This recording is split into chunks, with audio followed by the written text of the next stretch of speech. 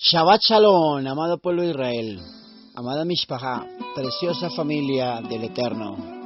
Qué bendición reunirnos a través de la estación con el Ruach Radio Shalom. Una vez más aquí en este tiempo de delicia, unidos en el Ahabá del Eterno, en esta preciosa congregación del Yo Soy y también de la Kehilá de Yehoshua en los grupos de WhatsApp. Bien, mi amada familia, les saluda su Aj Mauricio Leandro López Ángel de la República de Colombia, estudiante de Raíces Hebreas en esta hermosa Kehilá. Saludando a nuestros amados mentores, nuestro amado More Aarón y nuestra amada Araceli de Morales. Al igual que el cuerpo de Morín de esta preciosa Kehilá, estudiantes de Raíces Hebreas. Y también a los radioescuchas de Radio Shalom, la estación con el Ruach. Bien, mi amada familia, en lo que nos compete en este hermoso Shabbat, recordando en lo que vivíamos en la anterior porción de la semana pasada, en la celebración del Shabbat, hablábamos sobre el tema de Pablo. En cuanto a lo que yo les compartía era el corazón de sacrificio de Pablo. Seguiremos abordando en este nuevo alimento espiritual para este delicioso Shabbat, unidos en el amor, en el Ahabá, en esa Ejat que establece Yehoshua, la salvación de Jehová para con todos nosotros. Aleluya. Oremos a nuestro Abba Kadosh en esta preciosa noche. Bendito Abba Kadosh, te doy gracias, precioso Elohim, por permitirme una vez más unirme con tu pueblo precioso, al cual amas y al cual hablas directo al corazón, Señor.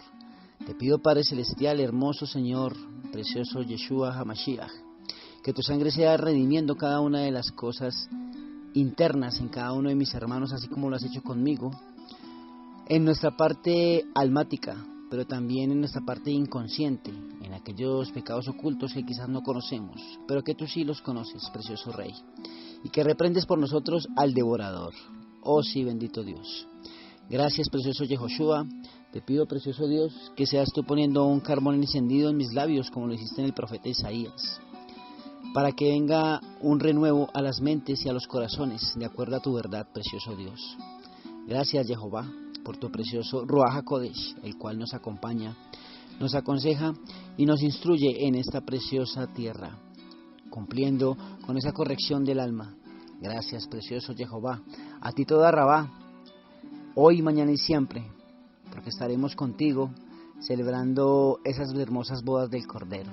Qué bendición, mi amado Rey. A ti sea toda gloria y exaltación en el poderoso nombre de Yeshua HaMashiach.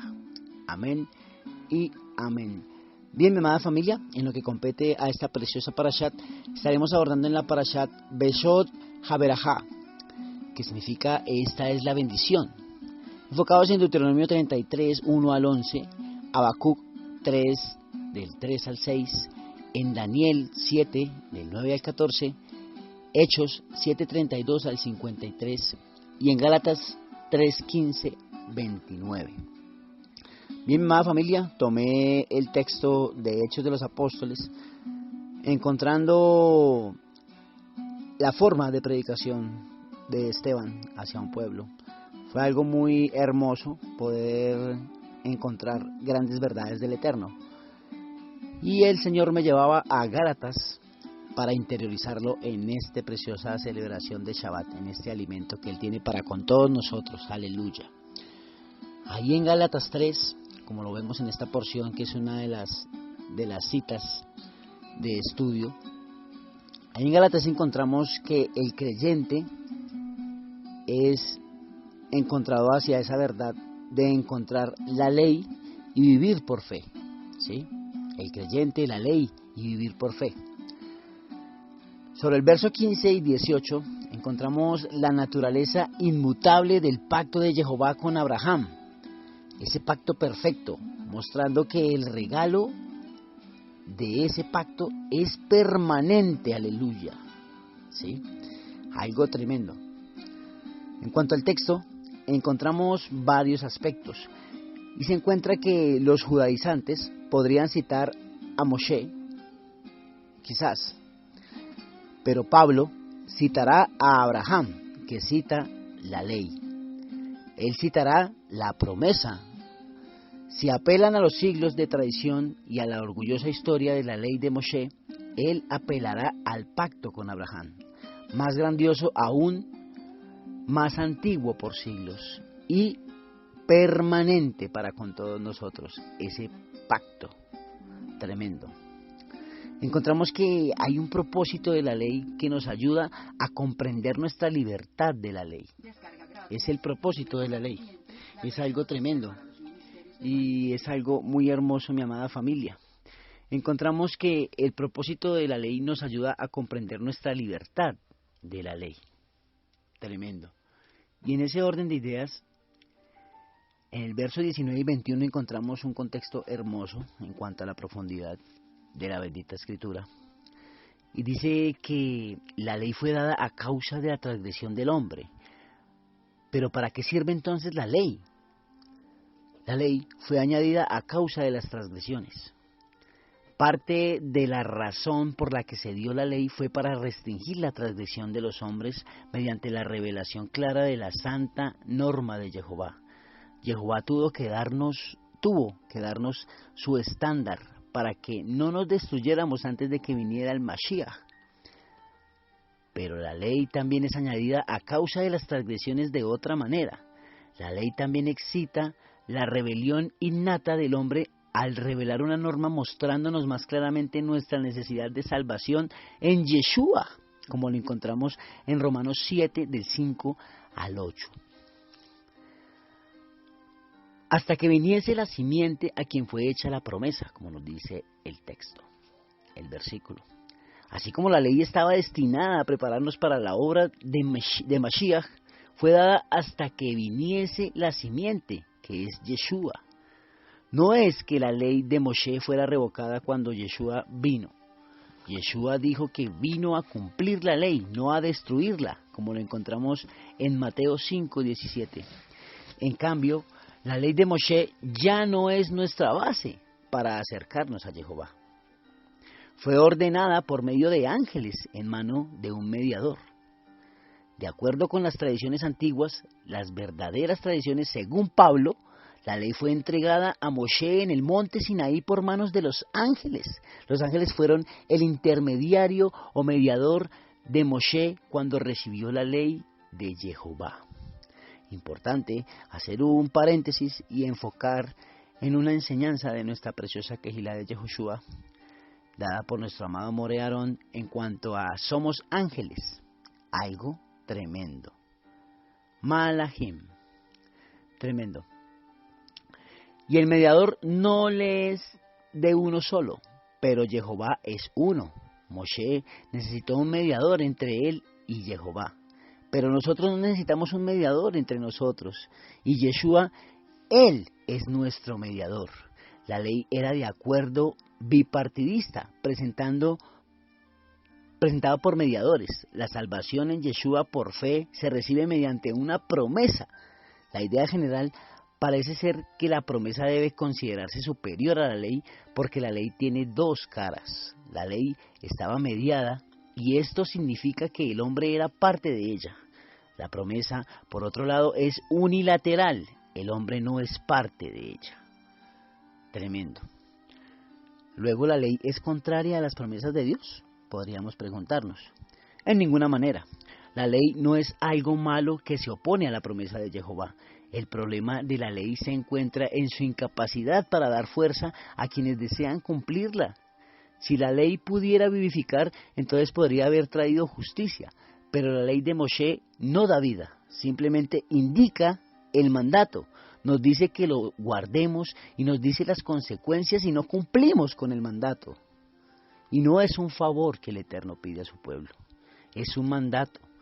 Cuando el Rey del Universo manda, el universo debe obedecer, así como el sol aparece en el tiempo oportuno, así como la luna aparece en el tiempo oportuno, y los animales hacen todo de acuerdo a su mover. Asimismo nosotros, la creación del corazón de Jehová, su imagen y semejanza. Volviendo al diseño, ¿no? Tremendo. La gente necia, pero sabia en su propia opinión, llega a la conclusión que si la ley no justifica, no sirve para nada. Pero ¿qué hay sobre eso? Dado que el dinero no justifica, diría usted o diría yo que el dinero no sirve para nada, porque los ojos no justifican. ¿Se los haría sacar o no los quitaríamos? Porque la ley no justifica, no le sigue que la ley no tenga que tener ese valor genuino. Tremendo. Sobre el verso 22 encontramos la imagen de nuestro encarcelamiento bajo el pecado. Y es apreciativo hacer un ejemplo hacia esto. Cuando el fiscal acusa al acusado de no ser justo, el acusado simplemente señala que la sentencia del prisionero liberado se cumplió por completo, por él mismo. Lejos de ser la puerta de entrada a una libertad gloriosa, resulta ser un carcelero que hace callar a la gente. El resultado es que la única forma de escapar era a través de la fe. Es la única forma de escapar, por medio de la emuná. Tremendo. Gloria al Eterno por todas las cosas, pero también por manifestarnos la fe y hacerla crecer en nuestras vidas. Aleluya. Qué bendición. Ahí sobre el verso 23 y 25 encontramos que la ley de Moshe es nuestro ayo, un guardián que nos lleva a antes que viniese la fe, antes de que fuéramos salvados por la fe, antes de que viviéramos nuestras vidas por fe, estábamos confinados bajo la ley. Aquí Pablo usa una palabra diferente y una idea diferente que cuando escribió que la escritura lo encerró todo bajo pecado. En el versículo anterior, la idea detrás de confinados en la custodia protectora, hay un sentido en el que fuimos aprisionados por nuestro propio pecado bajo la ley, pero también hay otro sentido en el que nos custodiaba bajo custodia protectora. Tremendo. Santo Señor Barujú. ¿Cómo nos protege la ley? Una buena pregunta que podríamos hacernos. Nos protege mostrándonos el corazón de Jehová. Nos protege mostrándonos la mejor manera de vivir. Nos protege mostrando lo que debe ser aprobado y desaprobado entre los hombres. Nos protege proporcionando una base para el derecho civil. De esta manera y más, estábamos confinados bajo la ley, encerrados para aquella fe que iba a ser revelada. La ley de Moshe nos preparó para venir a Yeshua por la forma en que revela el carácter de Jehová y la forma en que expone nuestro pecado. De manera que la ley ha sido nuestro ayo para llevarnos a Yeshua, a fin que fuésemos justificados por la fe, por esa bendita emuná. El propósito de la ley de Moshe se cumple cuando dejamos de tratar de justificarnos y llegamos a la emuná viviente en Yeshua HaMashiach. Una emuná genuina, madura. Aleluya. Todo el propósito de la ley es llevarnos a Yeshua. Por lo tanto, si alguien no presenta la ley de una manera que lleve a la gente a la emuná en Yeshua, no está presentando la ley correctamente. La forma en que Yeshua presentó la ley fue para mostrarle a la gente que no podían cumplirla y que necesitaban buscar fuera de su cumplimiento de la ley para encontrar una justicia mayor que la del escriba y los fariseos. Encontramos esta verdad en Mateo 5, 17, 48. Hasatán quiere que demostremos que somos santos por la ley que Dios dio para probar que somos pecadores. Tremendo. Pero venida la emuná, venida esa fe, ya no estamos bajo ayo. Una vez que hemos llegado a una relación de emuná, ya no tenemos que vivir bajo nuestro ayo, aunque recordamos el comportamiento que nos ha enseñado. Por eso respetamos a nuestro ayo, la ley, pero no vivimos debajo de él, vivimos bajo Yeshua por emuná. Aleluya y misericordia eterna. Qué tremendo. Ayo no es una traducción completamente exacta de la idea de la palabra griega antigua paidagogos. Los paidagogos no simplemente enseñaban a un niño más que eso.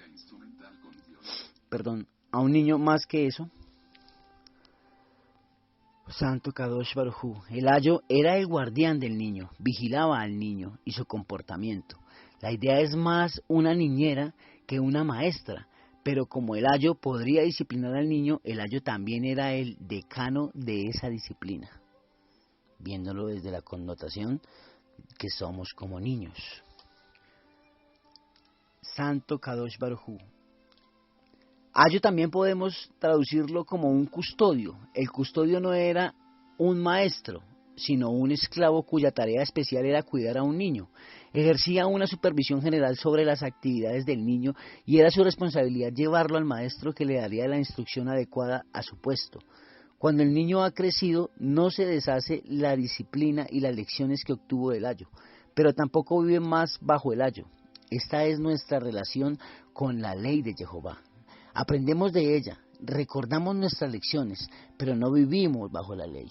El símil del maestro de escuelas es sorprendente.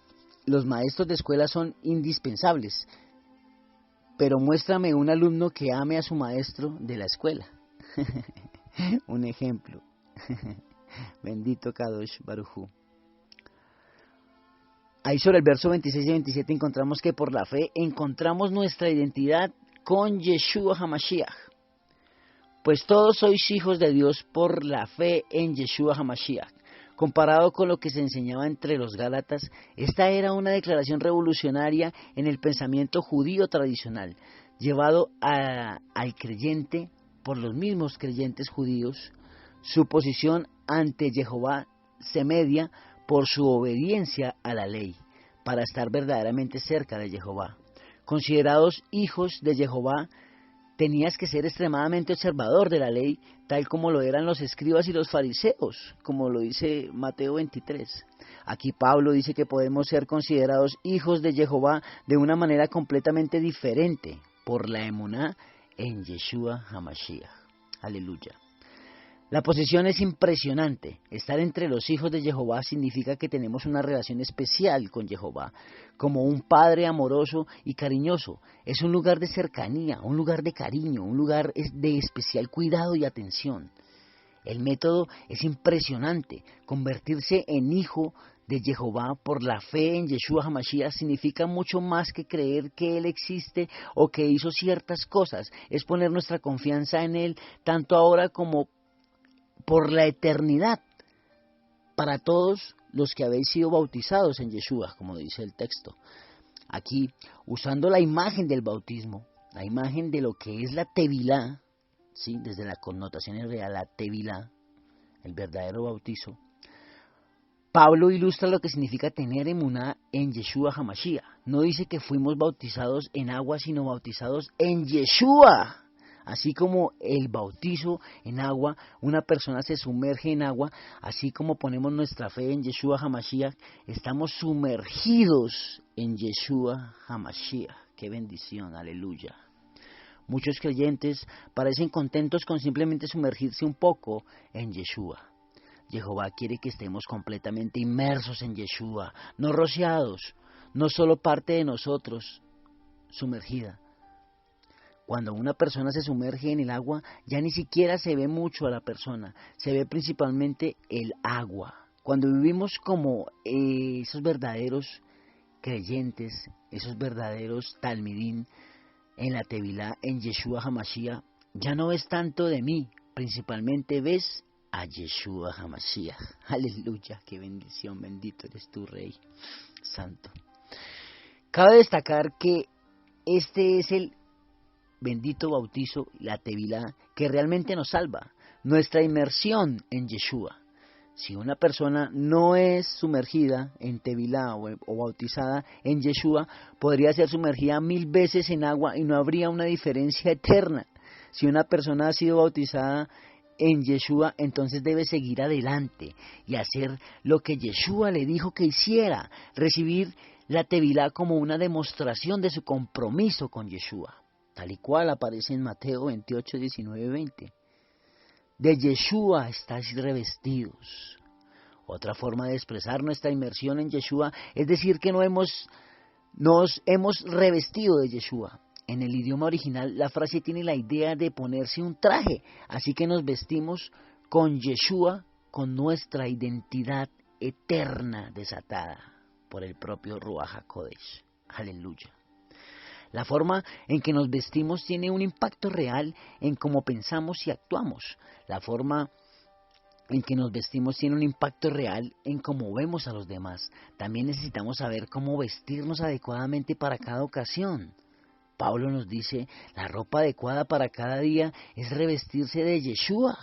La gente debería ver que le perteneces al mirar tu vida, que nos vean y que vean que le pertenecemos a Yeshua.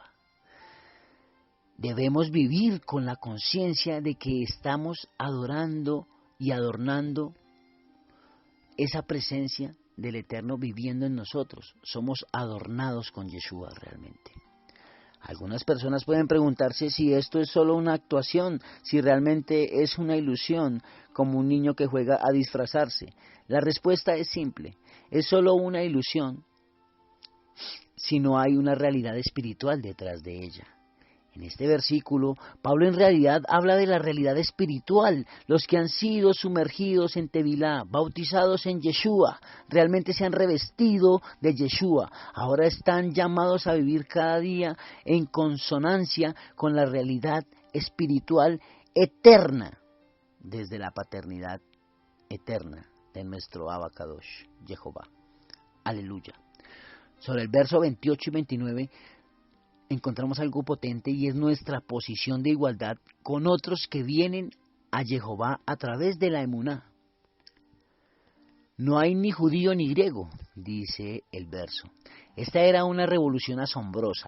Todo el problema entre los creyentes gálatas es que algunos querían seguir observando la línea divisoria entre judío y griego. Pablo escribe, en Yeshua esa línea es eliminada cuando estamos en Yeshua.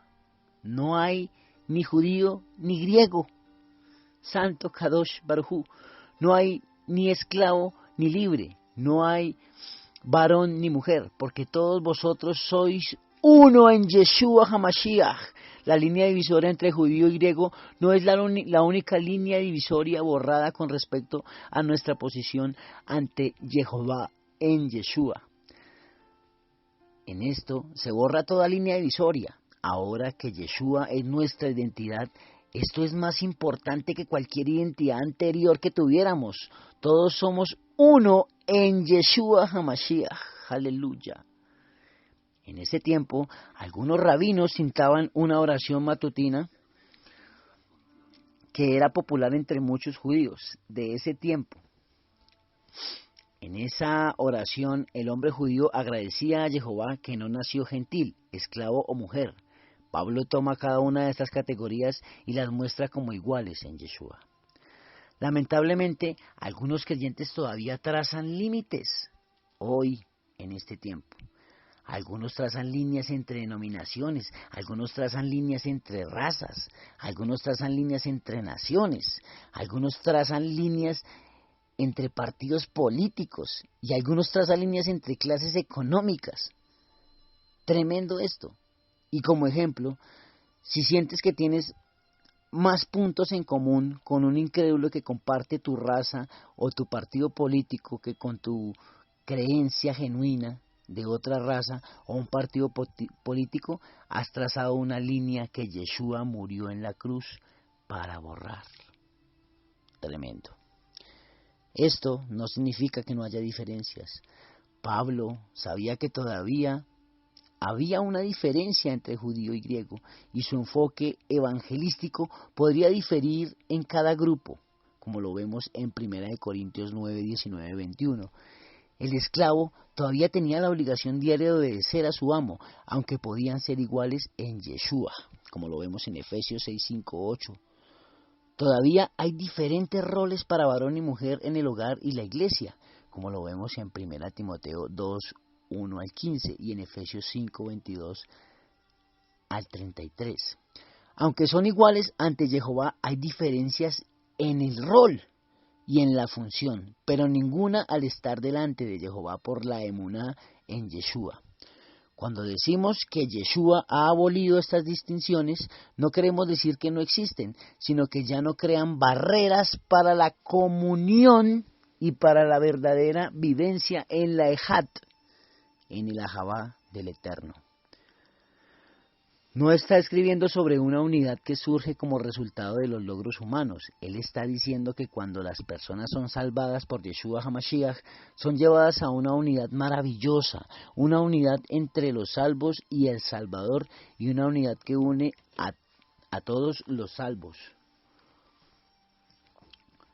Todos vosotros sois uno en Yeshua HaMashiach. Esto es asombroso.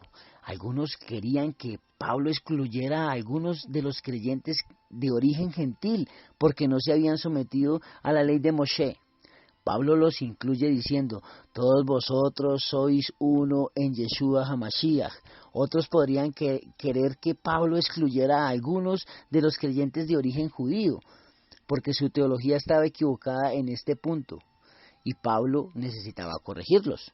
Pablo los incluye diciendo, todos vosotros sois uno en Yeshua HaMashiach. Aleluya. Muchos de los hijos de Jehová carecen de una comprensión profunda del camino del creyente. Pero eso significa que no sean creyentes genuinos. Eso no significa eso. Ser un creyente es verdaderamente demostrarlo de adentro hacia afuera. No es tener una respuesta intelectual a todos los problemas que encontramos al vivir nuestra vida en esta tierra. Tremendo. Y si vosotros sois de Cristo, ciertamente el linaje de Abraham sois. Tremendo. Esto nos dice el versículo. Dado que todos los creyentes pertenecen a Yeshua HaMashiach, todos los creyentes son descendientes espirituales de Abraham y herederos de Jehová. Este lugar de alto privilegio viene según la promesa, no según la ley o las obras. Estamos conectados con la larga lista del pueblo de Jehová reunido a lo largo de todas las edades. Algunos creyentes judíos decían a los gálatas que si se sometían a la ley y se circuncidaban podrían disfrutar del estatus de ser linaje de Abraham. Pablo señala que este estado ya era de ellos a través de la fe en Yeshua. Tremendo. Pablo ha reforzado este principio a lo largo de esta sección al repetir el título de Yeshua para Yeshua, usando 11 veces en los últimos 17 versículos, cuando Pablo se refirió a Yeshua como el Salvador. Enfatizó el papel de Yeshua como el Mashiach, prometido del pueblo judío, el Mashiach prometido del pueblo judío y de todo el mundo, como enfatizó Pablo. Si vosotros sois de Yeshua, dice el verso, esta es la cuestión. La cuestión no es, ¿estás bajo la ley? La cuestión no es, ¿eres judío o gentil? La cuestión no es, ¿eres esclavo o libre? La cuestión no es, ¿eres hombre o eres mujer? La única cuestión es si vosotros sois de Yeshua HaMashiach. Si somos de Yeshua, entonces encontramos nuestro lugar en la eternidad porque somos hijos e hijas de Jehová. Encontramos nuestro lugar en la sociedad porque somos hermanos y hermanas en la familia de Jehová. Encontramos nuestro lugar en la historia porque somos parte del plan divino de Jehová para las edades, relacionados espiritualmente con Abraham por nuestra emuná en Yeshua. Santo. Me permite responder la más básica de todas las preguntas humanas. ¿Quién soy yo? Y decir, en Yeshua soy un hijo de Jehová. En Yeshua estoy unido a todo el pueblo redimido de Jehová. Pasado, presente y futuro, en Yeshua descubro mi identidad. En Yeshua encuentro mis pies. En Yeshua vuelvo a casa. ¡Qué tremendo! Santo y bendito Señor. Como les hablaba al inicio de esta porción, mis amados Sahim Bejayot, interiorizaba un poco sobre la vida de Esteban, y es importante traerlo a colación sobre Hechos 7, sobre el texto que está en Hechos 7, 30, 34. Jehová se apareció a Moshe en el monte Sinaí. Un ángel se le apareció en el desierto en el monte Sinaí. Otra vez, Esteban enfatizó uno de los puntos principales de su respuesta al concilio, que Jehová, su gloria y su obra no eran confinados al templo. Jehová apareció a Moshe en el desierto, antes que siquiera hubiera un templo. Sigue diciendo el texto, te enviaré a Egipto. Esteban enfatizó que Jehová llamó y comisionó a Moshe. Ahí en Hechos 7:35 al 36 encontramos que Moshe era el libertador de Israel, la sombra de Mashiach. A pesar del rechazo previo de Israel, seguía haciéndolo. Este Moshe a quien habían rechazado. Aunque Israel había rechazado a Moshe y su liderazgo, Jehová puso a Moshe con señales que no se podían confundir, incluyendo la zarza quemándose en el desierto. Aunque Israel rechazó a Moshe en lo que se podía llamar su primera venida, él quedó siendo el libertador elegido por Jehová para Israel. Ahí sobre Hechos 7:37 y 41 encontramos el rechazo repetido de Moshe por Israel. Este Moshe es el que dijo a los hijos de Israel: Moshe prometió que vendría después de él otro profeta y advirtió que Israel debería tomar cuidado especialmente de escuchar a este profeta. Pero igual que Israel rechazó a Moshe, así estaban rechazando a Yeshua, quien es el profeta de quien habló Moshe. Tremendo. Cada individuo debería considerar por sí mismo cómo debe aceptar a Yeshua y no solo rechazarlo. Ellos deben recibirlo como su libertador, el único que puede rescatar. Aleluya. Este es aquel que estuvo en la congregación, que recibió las palabras de vida.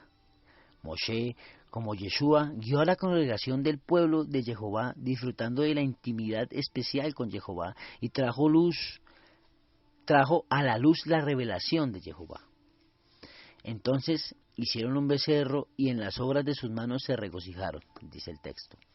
Cuando el Israel antiguo rechazó a Moshe y la obra de Jehová por él, ellos lo reemplazaron con su propia religión hecha por el hombre. Esteban aplicó la misma idea al concilio a quien hablaba.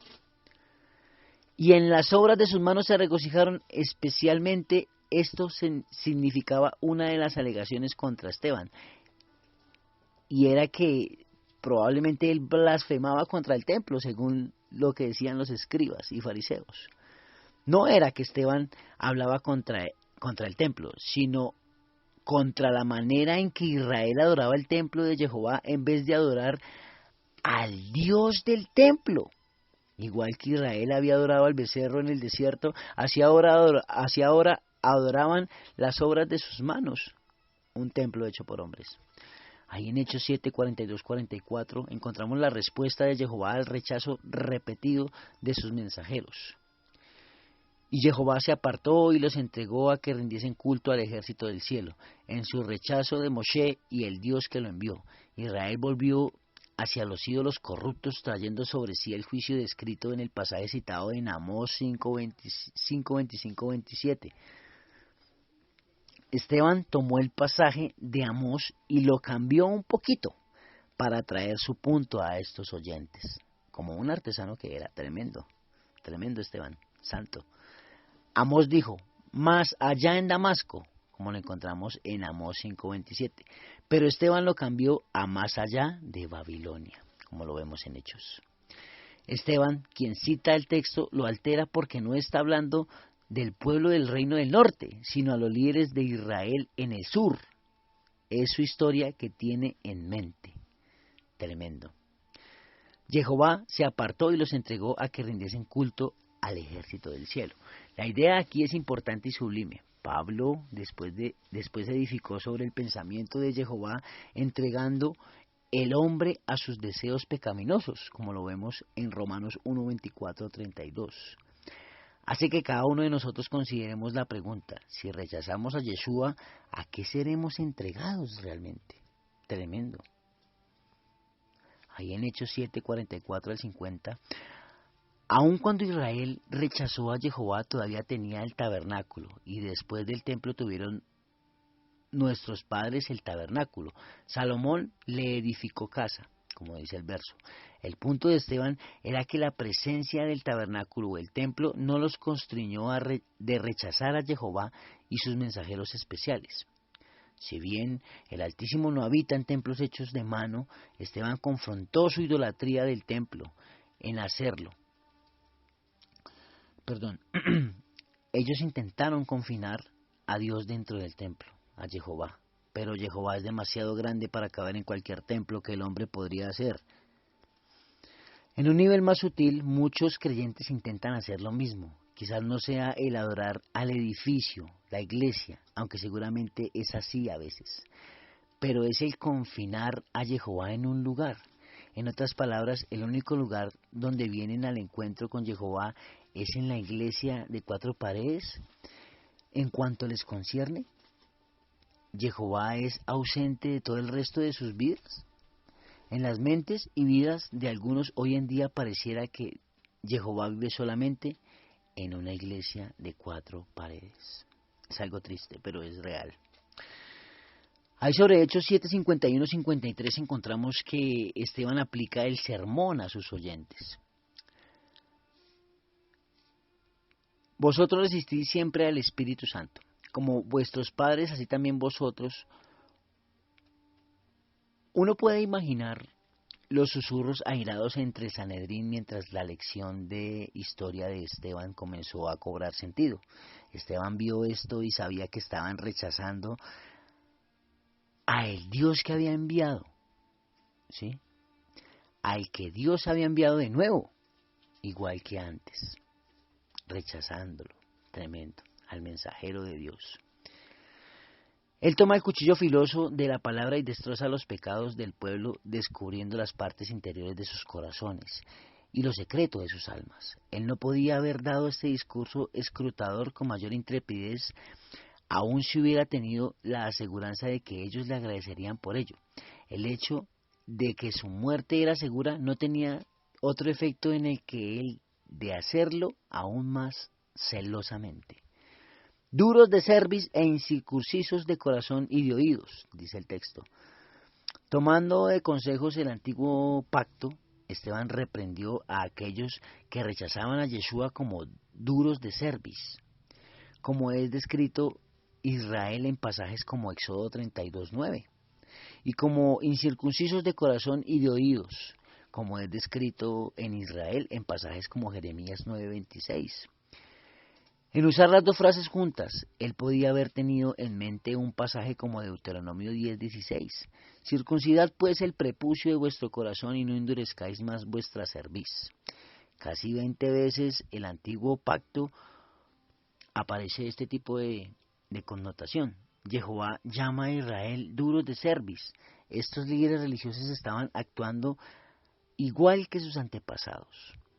Israel se enorgullecería en la señal de la circuncisión porque lo separaba de los gentiles. Esteban especialmente dijo, ustedes son iguales a los gentiles en su rechazo hacia Yeshua.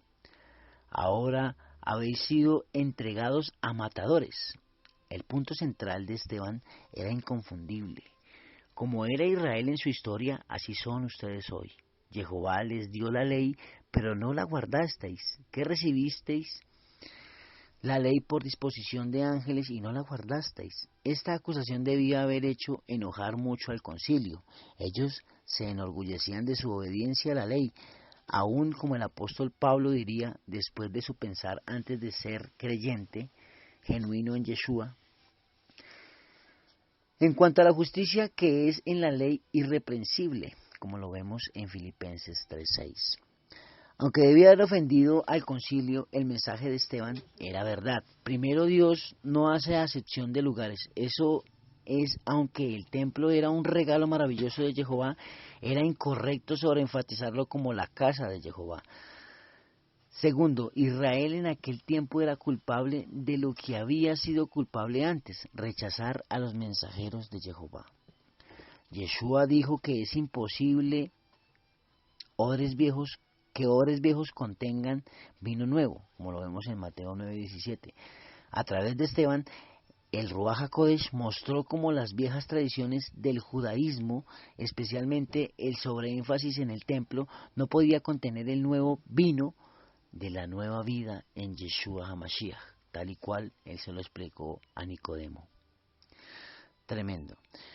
Jehová usó el martirio venidero de Esteban para esparcir la iglesia en todo el mundo, pero Jehová también usó el mensaje de Esteban para mostrar que no había ninguna razón teológica que previniera el evangelio de ir hacia los gentiles. La idea atrás de un templo permanente y estacionario es tú vienes a mí. Por eso Israel, aunque era una luz a las naciones, mayormente pensaba en el mundo viniendo a ellos para salvación a través de la quejilá, a través de la iglesia. Dios mostraría un corazón diferente. Vendré a ustedes incluyendo a los gentiles. Qué tremendo la bendición, todo lo que nos puede entregar y proporcionar. Bien, mi amada familia, este ha sido mi comentario para esta hermosa celebración de Shabbat. Leí Raot y Shabbat Shalom. Síganse gozando en Radio Shalom, la estación con el Ruach. Aleluya, qué bendición.